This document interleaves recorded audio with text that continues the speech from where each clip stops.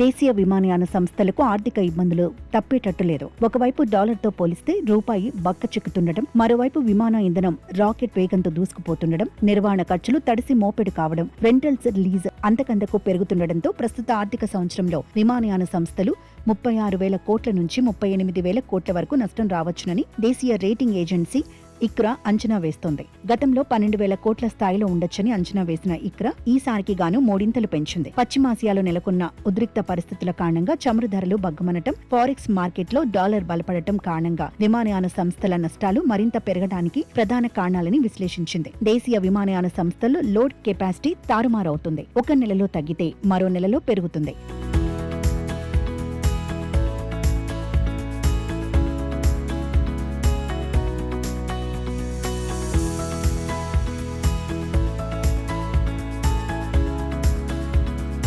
ప్రస్తుత ఆర్థిక సంవత్సరంలో దేశీయ అంతర్జాతీయ విమాన ప్రయాణికులు తగ్గుముఖం పట్టే అవకాశాలున్నాయని పేర్కొంది. పశ్చిమాసియాలో నెలకొన్న ఉద్రిక్త పరిస్థితుల కారణంగా అంతర్జాతీయ రూట్లలో పలు విమాన సర్వీసులు రద్దు కావడం ఇందుకు కారణమన్నది. దీనికి తోడు గరిష్ట స్థాయిలో టికెట్ ధరలతో ఇబ్బందులు ఎదుర్కొంటున్న విమాన ప్రయాణికులపై సంస్థలు ఛార్జీల భారం మోపడం కూడా ప్రయాణాలను వాయిదా వేసుకుంటున్నారని తెలిపింది. 2025-26లోనూ విమాన సంస్థలు 17 నుంచి 18,000 కోట్ల నష్టం రావచ్చునని అంచనా వేయగా తీరా చూస్తే వీటి నష్టాలు రెండింతలు పెరిగి 32 నుంచి 34,000 కోట్లకు చేరుకున్నాయి. విదేశీ ఎక్స్చేంజ్ నష్టాలు తీవ్రతరం కావడంతో పాటు రూపాయి క్షీణత, ప్రయాణికుల రద్దీలో వృద్ధి మందగించడం, ఏటీఎఫ్ ధరలు అధికమవడం వంటి కారణాలు దీనికి ప్రధాన కారణాలని తెలిపింది. అమెరికా, ఇరాన్ దేశాల మధ్య యుద్ధం ప్రారంభమైన ఫిబ్రవరి నుంచి ఇప్పటి వరకు అంతర్జాతీయ రూట్లలో విమాన సర్వీసులు భారీ స్థాయిలో రద్దయ్యాయి. ప్రస్తుత నెలలో విమాన ఇంధన ధరల్లో ఎలాంటి మార్పులు చోటు చేసుకోలేకపోయినప్పటికీ కిందటేడాదితో పోలిస్తే మాత్రం 26.9% అధికమయ్యాయి.